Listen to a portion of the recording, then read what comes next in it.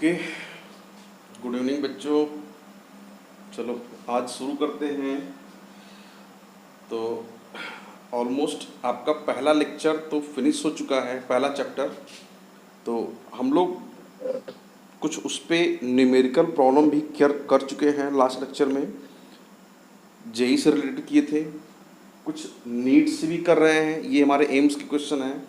तो ऐसे ही कुछ और जो छोटे छोटे क्वेश्चंस हैं कॉम्पिटिटिव टाइप के आपके क्वेश्चन, तो मैं सोच रहा हूँ उसको भी कवर करके तब जाके हम लोग इस चैप्टर को फिनिश करें।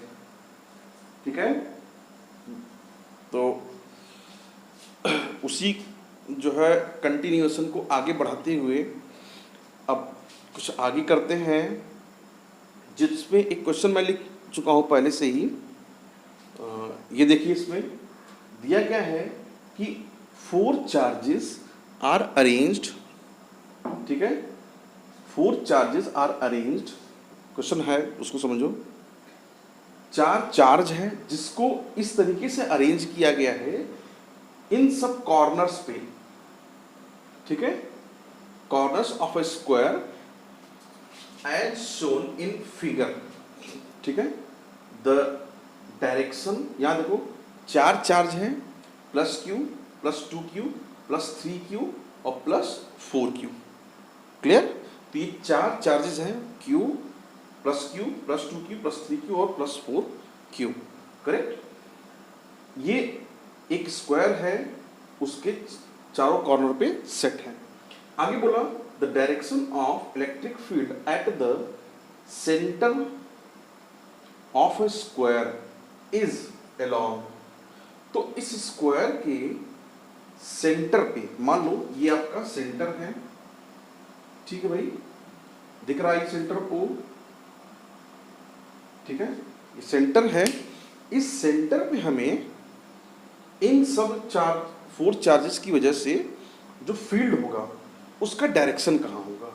पहला ऑप्शन है डी सी, इस डायरेक्शन में। दूसरा ऑप्शन है बी सी, बी से लेके सी की तरफ को इस डायरेक्शन में ऐसे। तीसरा है ए बी, ए से लेके बी के डायरेक्शन में। चौथा है ए से लेके डी की डायरेक्शन में। ठीक है भाई, चलो इसे ट्राई करो आप लोग। ठीक है, तो पहले ट्राई कर लो, फिर हम लोग शुरू करते हैं इस पे। ठीक है, ट्राई करो एक बार, थोड़ा सा 2 मिनट के लिए आप ट्राई करो, फिर इसको आगे शुरू करते हैं।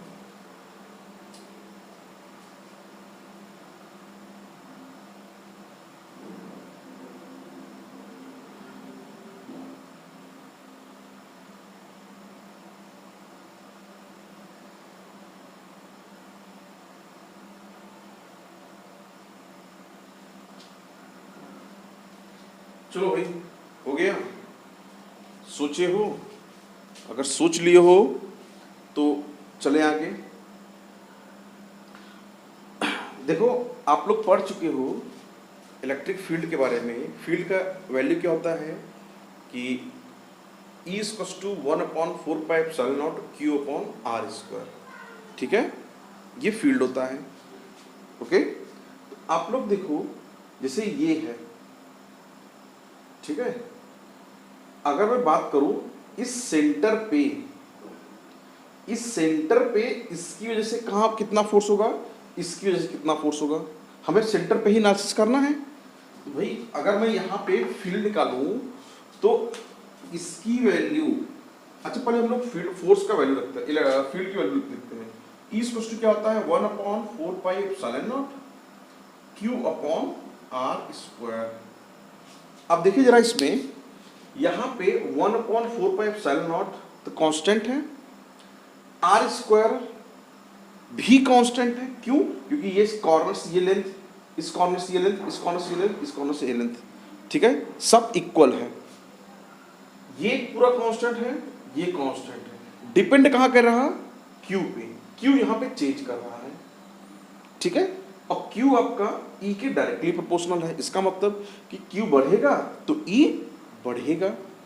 कहने का मतलब कि ये जो है, ये अगर इस पॉइंट की बात करूं मैं, ठीक है, अगर मैं बात करूं कि इस 3q की वजह से यहाँ पे 3e आ रहा है, तो 1q की वजह से इस डायरेक्शन में कितना आएगा 1q, मतलब कि 3q इधर और 1q इधर, तो दोनों का रिजल्टेंट कितना आएगा 2q आएगा इस तरफ को। ठीक है, यहां पे इफेक्टिव कितना आएगा 2e ना।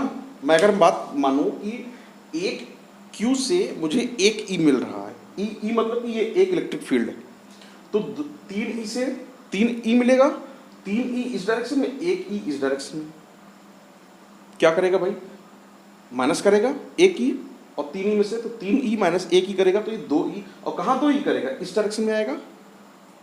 ठीक है, सिमिलरली इन दोनों की बात करूं, ये 2q 2e उस तरफ लगाएगा और ये 4e इस तरफ लगाएगा, तो यहां पे देखो ये क्या करेगा इफेक्टिव इसकी वजह से ये भी 2e इस तरफ लगाएगा। क्यों भाई, इस ये वाला इस पे 4 इधर लगाएगा, ये वाला इस पे 2 इधर, तो कितना बना ये बेसिकली 4e वाला इफेक्टिवली क्या करेगा 2e पे सुपरसीड करेगा, और उसका अमाउंट कितना होगा 2e सुपरसीड करेगा। तो अब इसका रिजल्टेंट और इसका रिजल्टेंट आपको पता है भाई, ये 90 डिग्री है, दोनों इक्वल है, तो दोनों का रिजल्टेंट कहाँ आएगा मिड पॉइंट पे आएगा। ठीक है, तो जो रिजल्टेंट आएगा वो क्या करेगा, वो इस डायरेक्शन में होगा इफेक्टिव, इसका मतलब कि वो डी से लेके डी से लेके सी। ठीक है, तो ऑप्शन नंबर ए करेक्ट है। इतना समझ में आया भाई, समझ में आया हो तो इसको नोट करो, जैसे समझाया हूँ वैसे से नोट करके फिर मैं इसको इरेज करूँ। देखो भाई करो,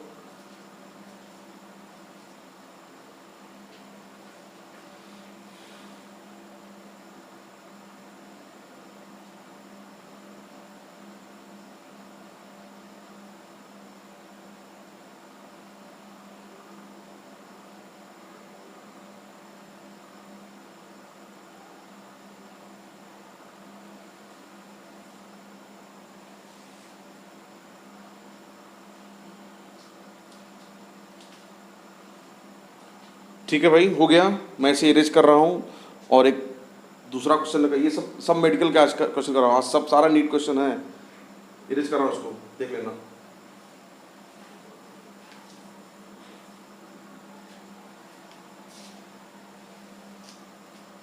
चलो भाई, अब इसी के कंटिन्यूएशन में एक क्वेश्चन और था। क्वेश्चन क्या था कि एक चार्ज है जो कि, ठीक है देखो, एक चार्ज है जो कि एक क्यूब में एनक्लोज्ड है, क्यूब के सेंटर पर रखा है। हालांकि आपके एनसीईआरटी का भी क्वेश्चन है, लेकिन फिर भी समझ लो, ये जो है एम्स का भी क्वेश्चन था।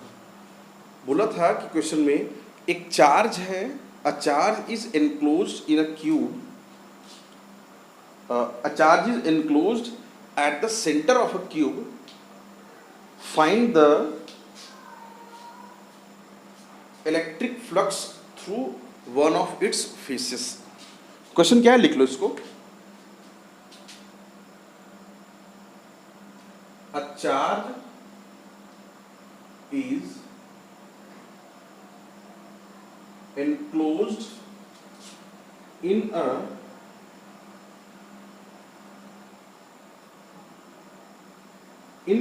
center, ऐसा लिखो तब बनेगा, in centre of a cube of side L, find the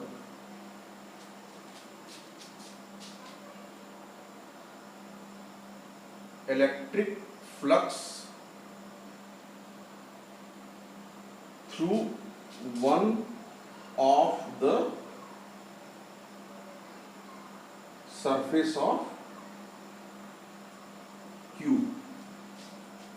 ठीक है, ऑप्शन था, ऐसे कई ऑप्शन थे, तो बेसिकली हमें सॉल्व करना है ऑप्शंस क्या मतलब है। ठीक है, ऑप्शन कुछ भी हो सकता है। क्वेश्चन करोगे भाई, एनसीईआरटी में भी दिया हुआ है, आप लोग चाहो तो कर सकते हो, करो एक बार ट्राई करो।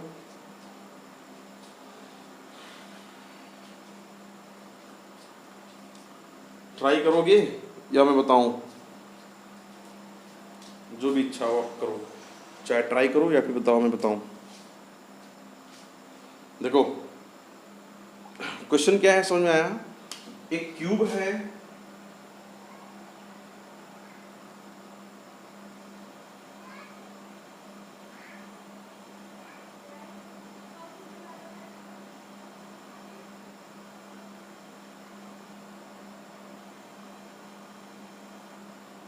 ठीक है भाई, ये एक क्यूब है, साइड दे रखा एल। क्यूब है तो जाहिर सी बात है अगर एक साइड दिया तो सारे साइड एल ही होंगे। क्लियर? इस क्यूब में उन्होंने कहा कि इसका सेंटर पे हम लोग क्या किए हैं, एक क्यू चार्ज प्लेस किए हैं। मान लो कि ये सेंटर है और इस पे क्यू नॉट चार्ज प्लेस किए हैं।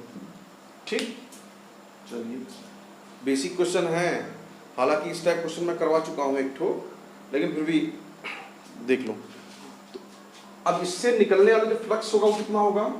फ्लक्स क्या बोलता है कि net charge upon epsilon not times. तो यहां से नेट फ्लक्स कितना हो जाएगा? ये आपका हो जाएगा Q upon Q not upon epsilon not. अब चूंकि उसके एक फेज से पूछ रहा है, किसी एक, इससे या इससे या इससे इससे इससे इससे, टोटल नंबर ऑफ फेसेस कितने हैं भाई? 6। तो इसी के 6 भाग में कर दो। फ्लक्स थ्रू वन फेज क्या हो जाएगा? 1/6 of Q not by epsilon not. ये आंसर था। इतना बड़ा क्वेश्चन लिख दिया और एक लाइन का आंसर है। ठीक है, चलो भाई नोट करो इसको फटाफट।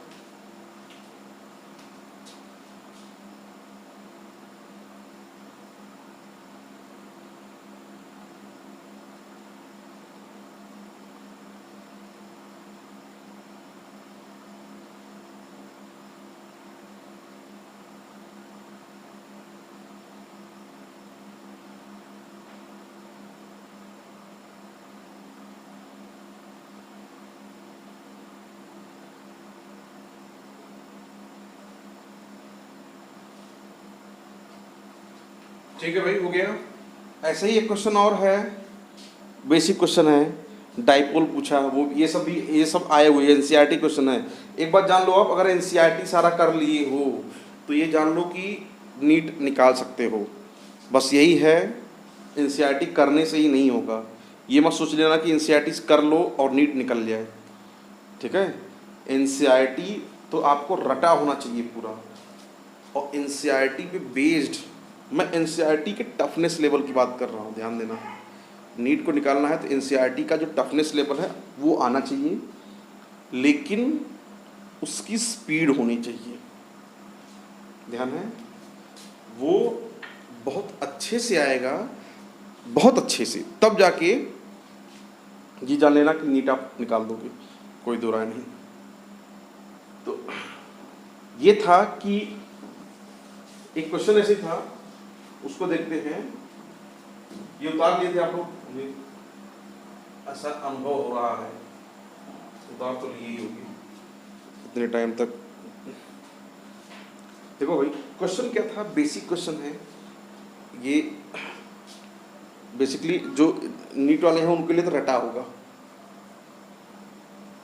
और रटा क्या होगा, एक डाइपोल था, उन्होंने बोला कि एक डाइपोल है, मैं क्वेश्चन नहीं लिख रहा हूँ, ऐसे बस बता दे रहा हूँ, बोल दे रहा हूँ, वैसे वैसे लिख लो आप। एक मान लो ये आपके पास एक डाइपोल है प्लस Q माइनस Q। अब आपको पता है डाइपोल है, डाइपोल पे क्या होता है कि इसके एक्सियल पॉइंट पे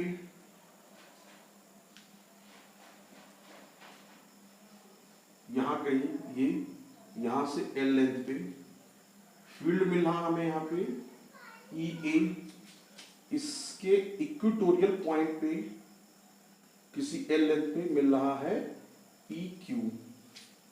ठीक है, तो इन दोनों में मुझे रिलेशन चाहिए, ई ए और ई क्यू में क्या रिलेशन होगा उसको समझो।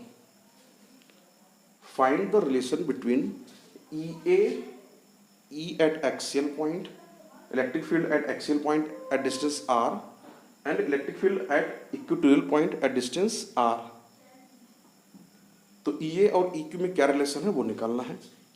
सोचो भाई।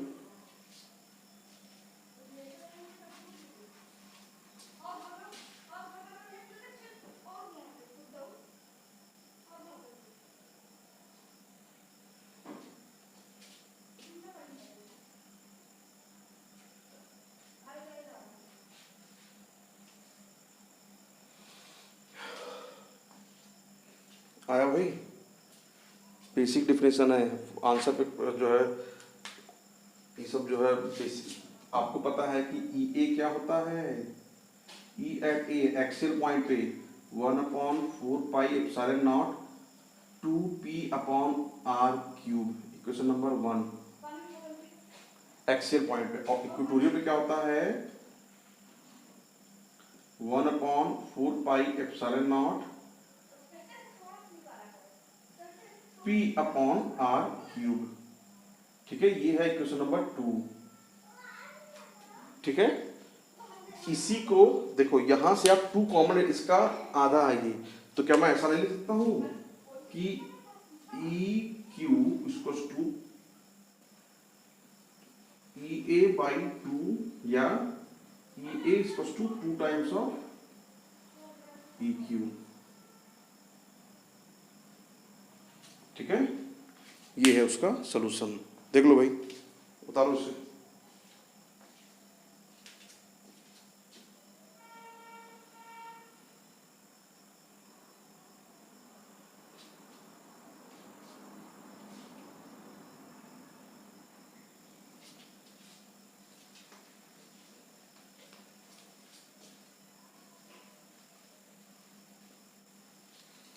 देख लो भाई, हो गया। ये हो गया हो तो इसे इरेज करें, चले आगे। चलो इसको मैं इरेज कर रहा हूँ, इतना दूसरा क्वेश्चन करा रहा हूँ इरेज करके।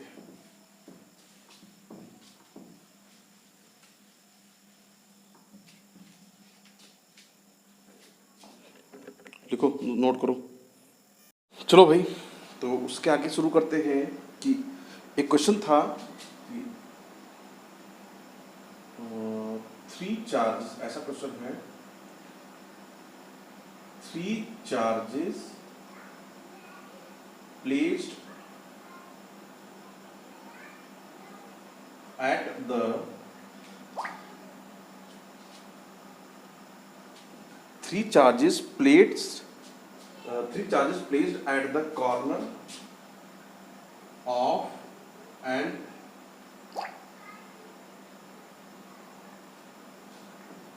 equilateral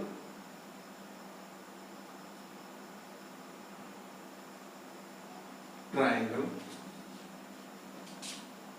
plus q and minus q।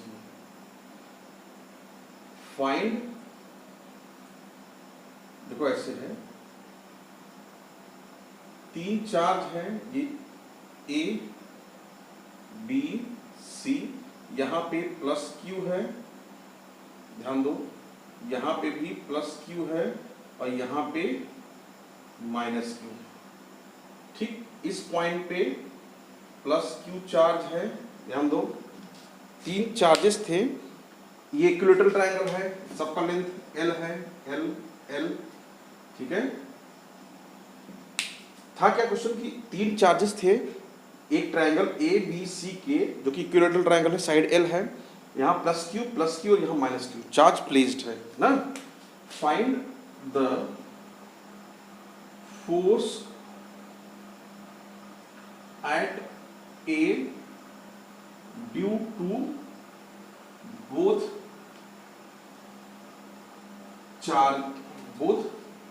charges which is perpendicular to side BC। देख लो भाई, क्वेश्चन क्या था कि 3 चार्ज है प्लस क्यू माइनस क्यू, जो कि एक इक्विलैटरल ट्रायंगल पे प्लेस्ड है। आपसे बोला गया कि इस ए पे इन दोनों की वजह से बी और सी की वजह से, जो कि यहाँ माइनस क्यू है यहाँ प्लस क्यू है, हमें यहाँ पे निकालना है फोर्स का अमाउंट ए पे। लेकिन वो फोर्स का अमाउंट इस BC साइड के नॉर्मल होना चाहिए या परपेंडिकुलर होना चाहिए। ये आपका परपेंडिकुलर है, ध्यान दो, ठीक है।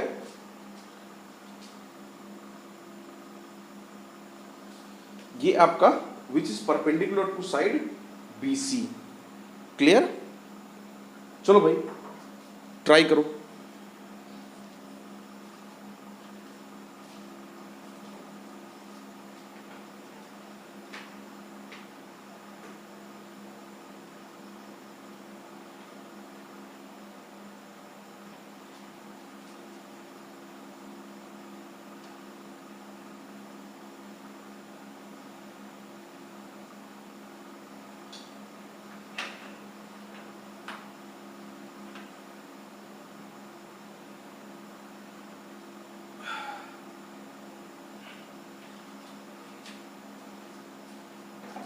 आया भाई? आया तो अच्छी बात है। देख लो क्या कर रहा है। ये वाला क्या करेगा, इसको इस तरफ फोर्स लगाएगा, कितना लगाएगा F। ये F की वैल्यू कितनी जाएगी, K Q1 मतलब दोनों Q है, Q square upon L square आएगा। क्वेश्चन नंबर 1, इसमें कोई दो राय नहीं है। ये क्या करेगा, ये प्लस है ये माइनस है, ये इधर फोर्स लगाएगा, कितना लगाएगा F लगाएगा। यही F सेम है, क्योंकि देखो भाई ये चार्ज का तो सेम है, लेंथ भी सेम है, बस डायरेक्शन का डिफरेंस, डायरेक्शन का फर्क है। ये भाई ये फोर्स इधर लगाएगा और ये फोर्स इधर लगाएगा, ठीक है। आपको पता है कि ये एंगल 60 है, ये 60 है, ये 60 है। क्यों 60 है भाई, क्योंकि इक्विलैटरल है। अब ये 60 है तो ये कितना होगा 120, ठीक है।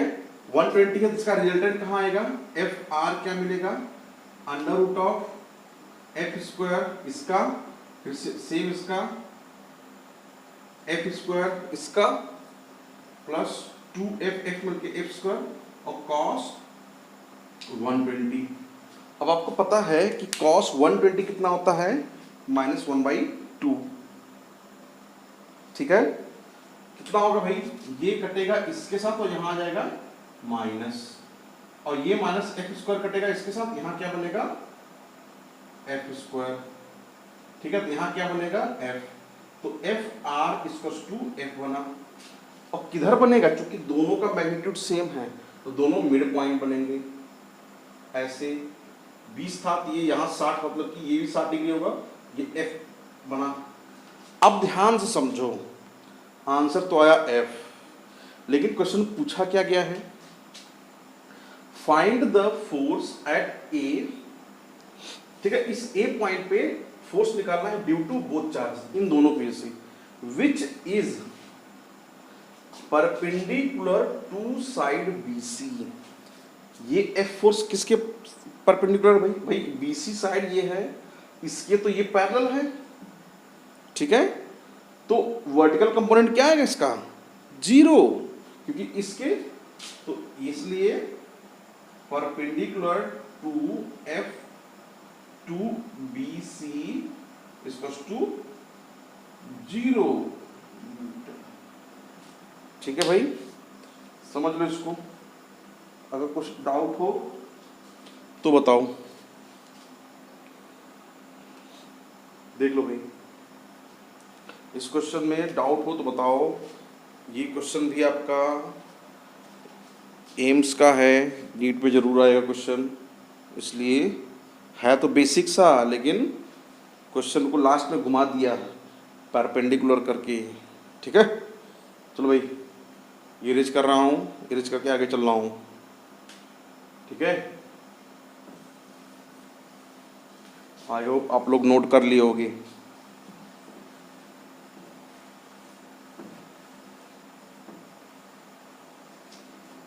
चलिए अब लिखिए भाई नेक्स्ट क्वेश्चन। चलो भाई, एक क्वेश्चन मैं लिख रखा था आप लोगों के लिए ताकि थोड़ा सा टाइम की बचत हो जाए। ये भी आपके एम्स का क्वेश्चन है, ठीक है। क्वेश्चन पढ़ो और समझो जरा सब लोग।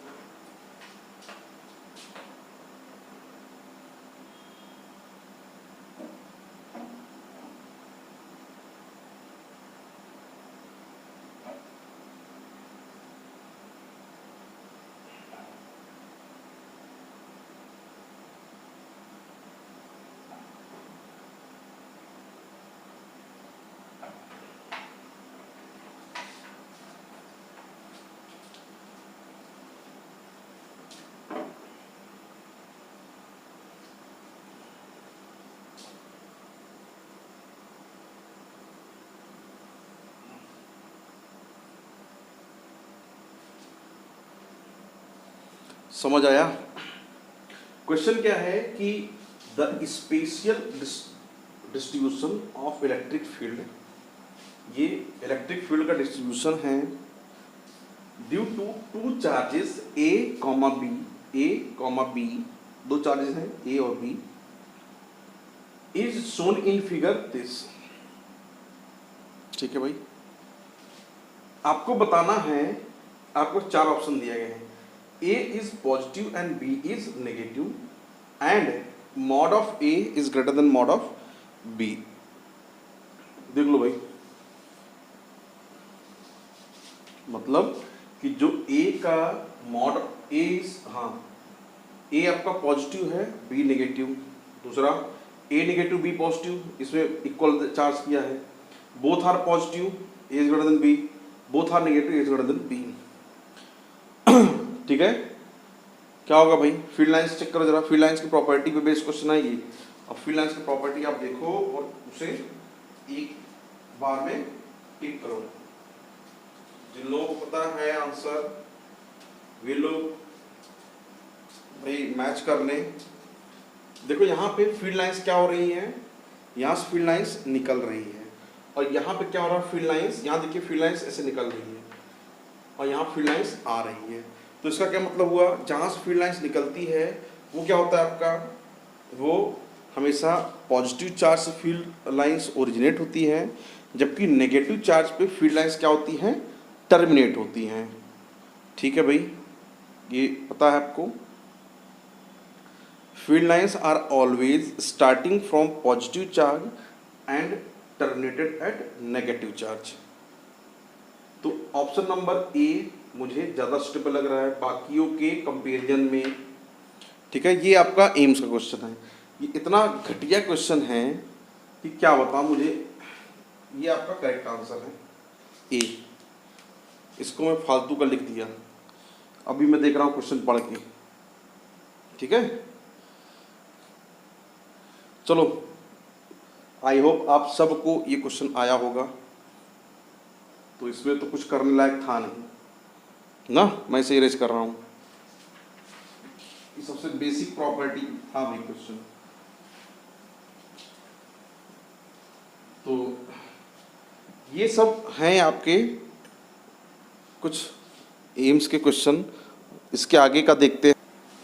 चलो भाई एक क्वेश्चन लिखते हैं। क्वेश्चन है आपका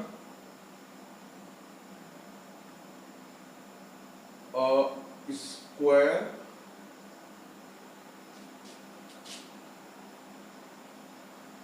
area of side L metre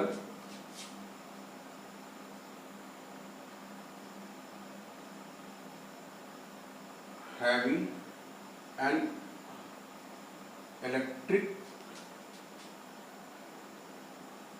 field parallel to it. Find the electric flux through this surface which is lies at the bottom half of it। ठीक है भाई, ऐसे था। एक हमारे पास स्क्वायर है एल एल, ठीक है, ये स्क्वायर है, ध्यान दो। और ये जो स्क्वायर है ये ऐसा स्क्वायर है कि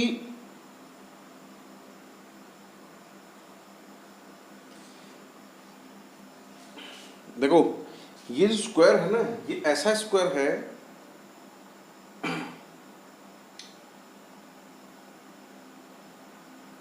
कैसा है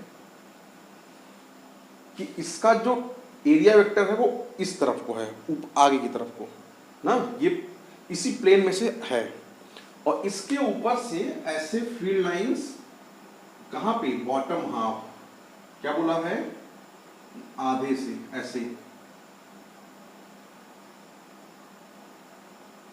मतलब ये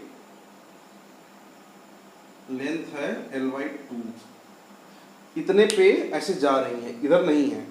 हमें निकालना है इलेक्ट्रिक फ्लक्स। ऑप्शन दिया गया है पहला EL², दूसरा दिया गया है EL²/2, तीसरा दिया गया है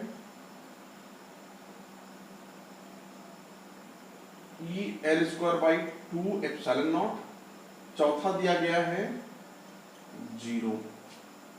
फाइंड करो भाई सब लोग, फाइंड करो।